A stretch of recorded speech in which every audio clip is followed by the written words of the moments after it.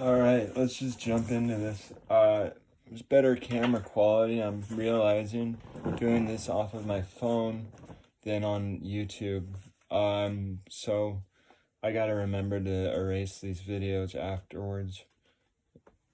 It's a pain in the butt, kind of.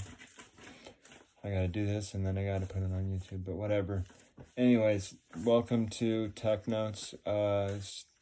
Stock talk for beginners. I'm tired, guys. I'm sorry. It's my Thursday, and it's late. It's like almost 2.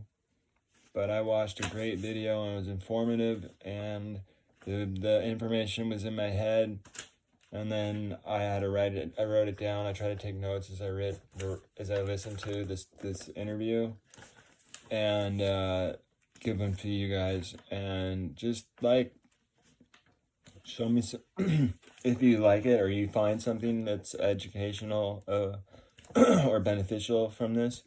Please push the like button, or I'm not gonna say that. You can do that whenever you want, but if you do, find stuff or watch other videos, subscribe to me. I really could use it. I am really trying my best here to make myself go up in this world. And one of the ways is through YouTube. I got my other job and I do this. And so let's jump into it. What is the topic? The topic is my girlfriend. She's not my girlfriend. But Cathy Woods. She's just a genius, and I have a smile on my face, and it's a real smile because she's so far ahead of where we are today, October, 24th, 25th, somewhere around that date. I cannot give you the actual date. It's the 25th. And this information, she's so far ahead of everybody. God. So this interview kind of goes in her background and talks about her. Okay, so I'm going to lay out this information the best I can, and you guys just digest it the best you can. So in the way that firms used to manage money, this is the term, traditional asset management firms, the analysts, they basically focused on the money part and how they can make more money, but not like it let me see how my words. Her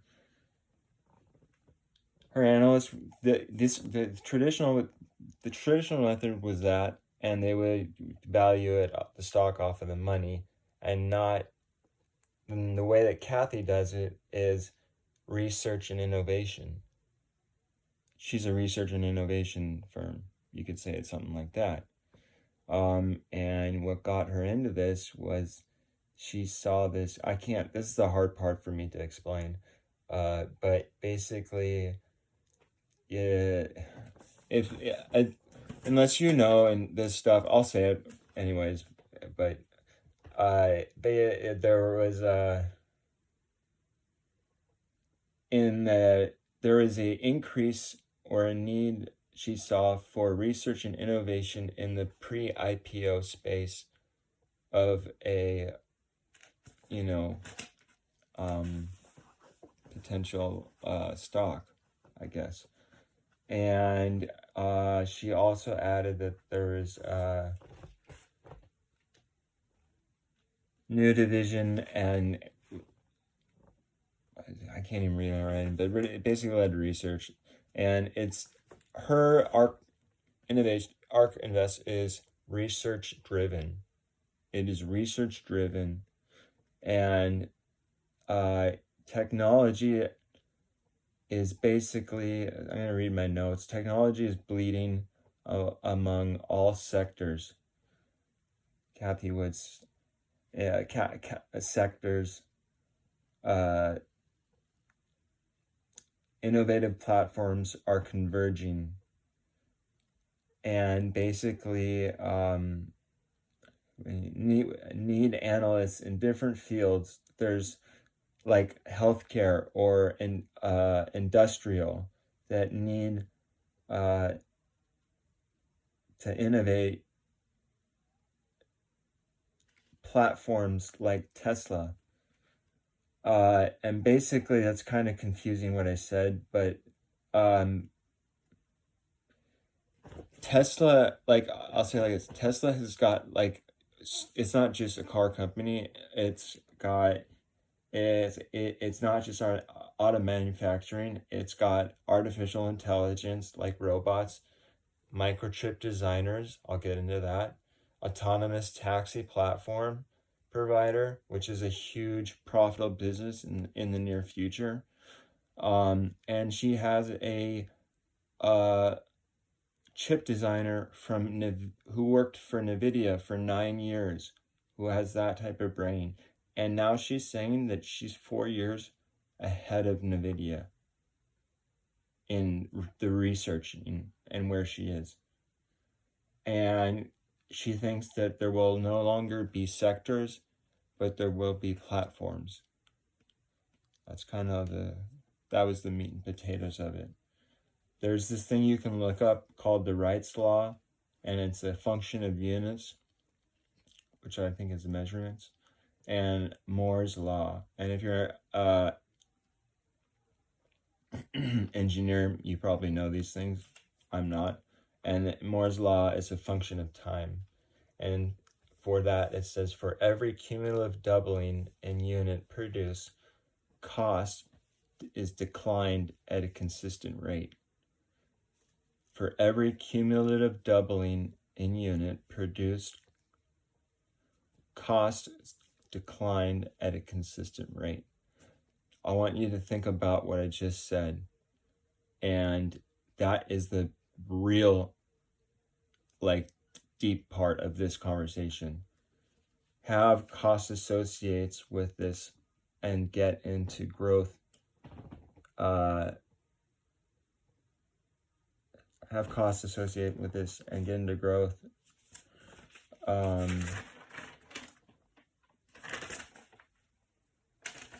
guess, yeah. So next one part, and I'll wrap it up. Because I know this is like, I want to make it 10 minutes or less. But the next is genosequencing will lead to potential making and healthcare decision making. That is just gigantic, guys. I'm like serious, dead serious about this. Genosequence will lead to potential changes in healthcare decision making, which means they will be able to find which genomes have mutated and develop and have a developed program to correct this error, or basically problem, whatever it is, and have it go away. And CRISPR Genes is working on this right now, and that's one of her stocks that she's invested in. And that's going at like 128 right now, or somewhere in the 120 130 range. But her plan is a 3 to 5 year plan. So if you're planning on holding on to CRISPR for like a month, good luck. If you're holding on to it for a year, you're going to see some money. That's going to go up a lot, because if this is true, and check this out. She read in a magazine, hold on, let me finish this part. Christian will be able to change the correct problem, catch it, like, for example, catch it in stage 1 and make it go away. And she sees this in the next 5 to 10 years, possibly sooner. And it's going to change the quality of human life. The quality of human life will be better because of this. There will no longer be chronic cancer. That will be changed. That's how it's been treated lately, as it's just been going on and on and on. Basically, we're going to get this, and we're going to find what's wrong with you and fix it, and it's going to be over. Your quality of life will be better. There we go. Tuck. I'm getting it now. So there's a magazine that she read called the New England Journal of Medicine, and it recently released a man with leukemia, and he used the CRISPR genes platform, and he has been cancer-free for 9 months of this specific type of cancer that he has, which is a very hard one, I guess, and what she said in this. Most majority of analysts, and here's the other part. She's got like 27 employees, and a lot of them are in their 20s. 30% are women. They're a very diversified group of people too, and hardly any of them have a financial background.